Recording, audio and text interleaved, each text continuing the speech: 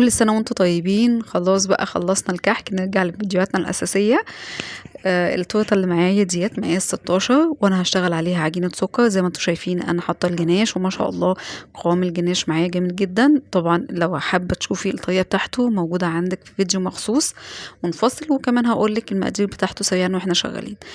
التورته بتاعتنا مقاس 16 والقاعده اللي انا شغاله عليها مقاس 26، والكرتونه اللي هغلف فيها الكيك مقاس 25. اولا كده المقادير: لكل نص كيلو من الشوكولاتة عليها 80 جرام من المية.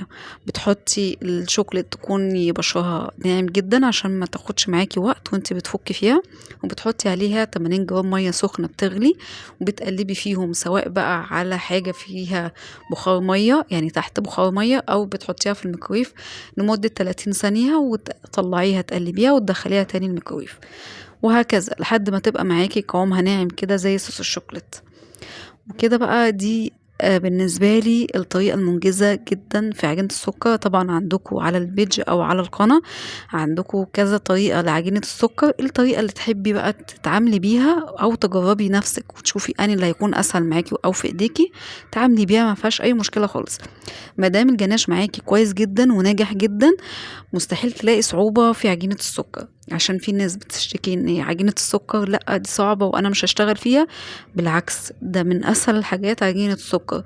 هو الصعب فيها او مثلا الحاجة اللي محتاجة فيها تكنيك عالي المجسمات، او لو انت هتعملي شغل بقى مختلف، لكن من اسهل الحاجات ان انت تشتغلي عليها عجينة السكر. هتطلع معاكي الفينش بتاعك مظبوط لو انت ظبطتي ايديكي في الجناش، والدنيا هتبقى معاكي تمام جدا. كده انا حطيت من فوق عجينة سكر، وزي ما انتوا شايفين كمان العجينة كان حد فردها لي، فكانت مفروضة من ناحية رفيعة ومن ناحية كانت سميكة، فعادي شغلت الموضوع. عايزة اقول لكم ان احنا اصلا التورته دي كنا بنعملها في رمضان، وكان في ضغط كمان النواعم، فحتى كده انا واخده كورنر كده لوحدي، يعني واخده جنبي كده لوحدي وشغاله عليه.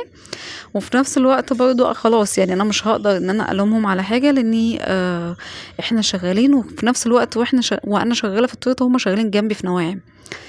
زي ما انتوا شايفين كده خلاص انا ابتديت انا اظبط واجيب عندي القطر اشيل الزياده بتاعتي. وطبعا المكوه دي حاجه اساسيه جدا لعجينه السكر. هبتدي اشيل كل الزياده بتاعتي من تحت، وبعد كده هعمل الخطوه دي من فوق.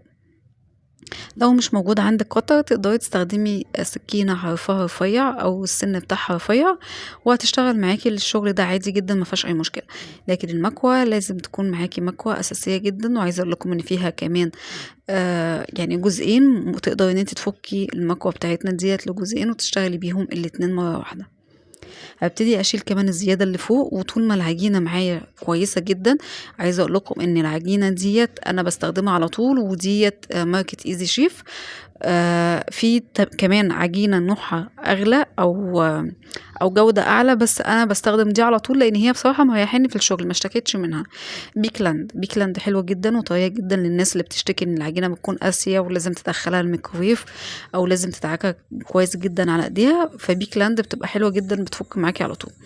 بالنسبه للعجينه انا ما بحطش عليها سي ام سي خالص طول ما انا هفردها عندي على الكيك، لكن انا بفرد العجينه عندي بحط على الطاوله بتاعتي اللي هفرد عليها العجينه نشا عشان ما تلزقش معايا. وزي ما انتم شايفين عشان العجينه معايا ناعمه ومش متهويه ومش واخده هوا، وطلعتها من الكيس استخدمتها على طول، انا اول ما فردت بيها على طول بالمكوه خدت معايا ما شاء الله، وادتني شكل الحواف الحاده اللي انا عاملاها عندي على الجناش. بالنسبه لهابي بيرث داي ديت هابي بيرث داي عاديه بتقف خالص على الكيك. قطعت او كسرت العصايه بتاعتها وحطيتها كده من الجزء الخلفي عشان نلزق بيها، زي ما هتشوفوني دلوقتي قدام هنلزق بيها عشان تبقى ماسكه نفسها وفي نفس الوقت يبقى امان. عايزه اقول لكم ان الديزاين دوت اللي هو بيتحط عليه تاج من فوق، طبعا انا مش موجوده عندي التاج، فبالتالي دي كانت تاني واحده تطلبها مني وهي اللي بتجيب التاج. انا بسلمها التورته زي ما انتوا هتشوفوها كده، ومعاها بوكس او علبه صغيره فيها جليتر باللون اللي هي بتطلبه، وهي بتحط التاج بقى اول ما بتستلم مني التورته. لكن بالنسبة للتاج طبعا عشان سعره غالي فانا مش موفراه. ممكن بعد كده يبقى الواحد لو الترند ده هيفضل مكمل معانا، مع اني انا مش عارفة هو مين اللي طلع الترند ده، لو هيفضل مكمل معانا نضطر بقى ان احنا نجيب تاج حلو جدا، بس بقى هنطلعه ايجار لان بيبقى سعره غالي. هبتدي احط عندي اللولي بالشكل ده. عايزه اقول لكم ان اللولي ده مستحيل ان هو يلزق معاكي على عجينه السكر الا لما تكوني عامله ماده لاصقه. طب هعمل ازاي ماده لاصقه؟ بتجيبي قطعه صغيره من عجينه السكر وتحطي عليها حاجه بسيطه جدا من الميه، بتعملي بيها عجينه كده تلزقي بيها اللولي الصغير ده عندك على العجينه، فبتكون حلوة جدا. لو حابة ان انت تحطي بودرة CMC وشوية مية مفيش مشكلة، برضه هتعمل معاكي مادة لاصقة وهتلزق معاكي حلو جدا. زي ما انتوا شايفين هابي بيرث داي ما شاء الله. بصوا انا بوريكم ان هي مستحيل تقع لان خلاص احنا ثبتناها عندنا في الكيك، وما شاء الله الكيك بتاعنا واخد حواف حادة وشكلها جميلة ومظبوطة جدا. بالنسبة بقى للي هم هيستغربوا عشان أول مرة مثلا يسمعوني، يستغربوا ان ازاي القاعدة بتاعتي مقاس 26 وهحطها في كرتونة مقاس 25. بتدخل معايا عادي يا بنات، مادام القاعدة معايا مدورة بتدخل معايا عادي، بتكون مزنوقة جدا في قلب الكرتونة وما بيبقاش فيها أي قلق ولا أي مشكلة. بتبقى حلوة جدا كمان للشحن، عشان لو انت بتخرجي شحن اوردرات دي من أحسن أو أأمن الحاجات اللي انت تخرجي فيها.